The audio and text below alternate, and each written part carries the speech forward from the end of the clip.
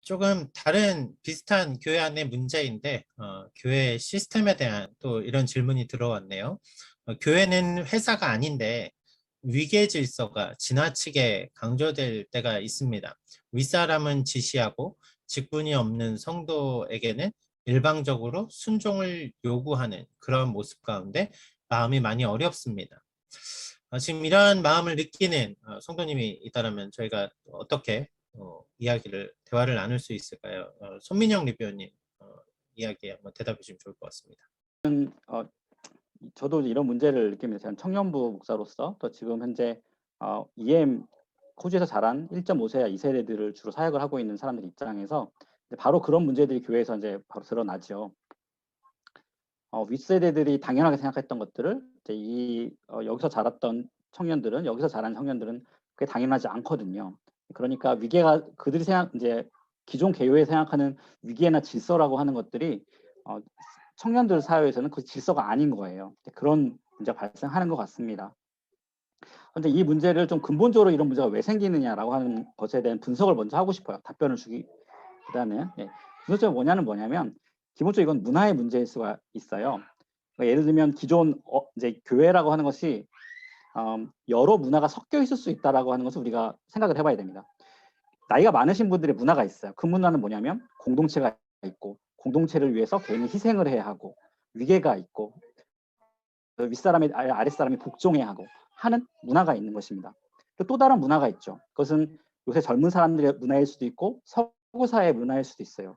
이 문화는 나의 개인의 자유와 개인의 선택이 더 중요하고 공동체를 위하여 내가 희생하는 것도 중요한 가치이긴 하지만 그것은 내가 선택해야 한다는 거죠. 내가 선택하지 않은 상태에서 희생하는 것은 강요이고 폭력일 수 있다라고 하는 것입니다. 근데 이것을 선과 악의 문제로 봐야 하느냐 아니면 문화의 차이의 문제로 봐야 하느냐에 대한 질문이 생겨요. 저도 그런 질문이 생기는 겁니다. 예를 들어서 교회 안에서 그런 여호주에서 자란 청년들이 어른들에게 느끼는 그것을 폭력으로 느끼고 있는데 그러면 어른들에게 고치라고 말해 되는지 이게 만약에 이게 옳고 그름의 문제라면 누구나 고쳐야 되는 거잖아요. 아니면 어른들이 보기에는 청년들이 너무 버르장머리 없게 보이는 거예요. 그런 것들 가운데 이제 어떻게 우리가 조정을 해야 되느냐의 문제인데 가장 중요한 문제는 문화적 차이가 있을 수 있다는 겁니다. 이 가운데 누가 옳고 그름의 문제가 아니라 문화적 차이가 있을 수 있고 그렇기 때문에 거기서 이제 해결책을 우리가 찾도록 시작을 해야 되지 옳고 그름에서 이제 시작을 하게 되면 이게 이제 끝도 이제 한도 없이 문제가 커지게 되는 거죠. 그분이 이제 느끼는 거는 뭐 여러 가지 상황들이 있을 수 있지만 이제 부당한 요구를 받았다고 느꼈을 때 그거를 인제 해야만 되는 분위기가 보여서 '그게 싫다. 교회가 이런 교회면 내가 다녀야 되냐. 떠나고 싶다.' 이런 뉘앙스가 아닌가 싶어요. 그 마음은 뭐 충분히 이해를 합니다. 근데 아까 인제 목사님이 말씀하신 그런 문화의 차이도 역시 되게 중요한 이슈라고 생각하는데 그보다 훨씬 유치한 수준의 어떤 문제일 수도 있어요. 뭐냐면 그쪽 사람이 그 형제의 지금 상태를 잘 모르고 요구를 하고 있는 경우도 있을 수 있거든요. 이 교회에서 만들어지는 관계라는 게 제가 이제 교회 생활을 하면서 참 놀란 것 중에 하나는 우리가 뭐 "사랑이다. 공동체다." 이런 말을 많이 하는데 실제로 우리가 서로에 대해서 그렇게 잘 알고 있지 못하면서 같이 교회를 다닐 때가 참 많습니다. 그리고 인제 우리가 뭐 매일 같이 생활을 하고 가족처럼 같이 있는 게 아니니까 계속 또 변하는 상황들을 팔로우 못할 때도 많고요.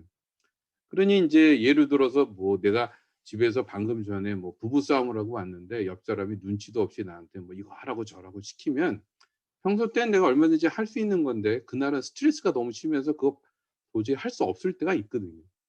근데 인제 말하는 사람이 그걸 파악하고 있을 가능성이 뭐 있기도 하겠죠. 그 못된 사람이 또 그런 얘기도 하겠지만 대부분 경우에는 또 잘 모르거든요. 그래서 저는 이제 그 형제님한테 그런 일들을 당했다면 일단은 그 경우가 그런 커뮤니케이션의 부족에서 생길 수도 있다는 걸 염두에 두시고 한번 그 나이 드신 분이 뭐 문화가 어떻든 뭐 좀 답답하든 간에 공손하게 그분들이 또 이렇게 접근할 수 있는 방법을 좀 찾아서 설명을 좀 드려 보시면 또 그 문제들을 생각보다 더 쉽게 푸실 수도 있지 않을까 생각을 합니다. 어 젊은 촉에 좀 속하다 보니까 좀 젊은 세대 쪽 마음을 많이 좀 공감하게 되는데, 제가 자랐을 때는 저도 그런 하이라키가 심하게 있는 교회에서 자라서 어떤 반론이나 노를 할 수 없는 분위기였어요. 뭐 여기서 자란 친구들은 이제 쉽게 노도 하고 하겠지만, 이게 굉장히 전통적인 교회에서는 모든 관계가 얽히고 설켜 있기 때문에 노를 할 수 있는 분위기가 아니에요. 저도 노를 한다는 상상을 해보지 못했고 청년 시절을 그렇게 보냈었는데, 물론 이게 한국 사회와 한국 어른들이 유교 문화와 군대 문화가 짬뽕된 그런 문화를 갖고 있기도 하고, 또 젊은 친구들은 포스트 모더니즘의 영향을 받아서 다른 문화 가운데 있죠. 근데 저는 그게 다가 아니라고 생각해요. 물론 저희가 양쪽으로 노력을 해서 어른들도 물론 아이들을 이해해 줘야 될 마음을 품어야 되고, 어린 친구들도 다른 문화에서 자란 어른들 향한 이 이해하는 마음이 기본적으로 있어야 하지만, 근데 저는 기독교가 이 변화하는 과정을 봤을 때 항상 우리가 언제나 사회의 약자들, 변하는 문화 가운데서 약자들의 편을 많이 들어줬던 거잖아요. 노예가 다양한 노예 제도가 당연했던 때, 아니면 노예를 사고 팔고 노예 무역이 당연했던 때에도 거기에 대해서 반대를 했던 사람들은 항상 그 문화에 대립했던 사람들은 그리스도인들이었어요. 그래서 그들이 항상 약자의 편에 서주고 약자와 함께 해주면서 그 문화를 개척했던 교회들이 살아남았고, 저는 그런 생각을 좀 하는 것 같아요. 물론 우리가 문화 차이가 있지만 어른들이 반드시 우리 개혁교회의 정신처럼 이 다른 문화에 개혁하기 위해서, 교회를 또 수정하기 위해서 젊은 세대들의 말을 들어주고 공감해 줄 수 있는 그런 자리나 대화의 장이나 소통의 구조를 만들어 놓으면 좀 많이 도움이 되지 않을까 싶습니다.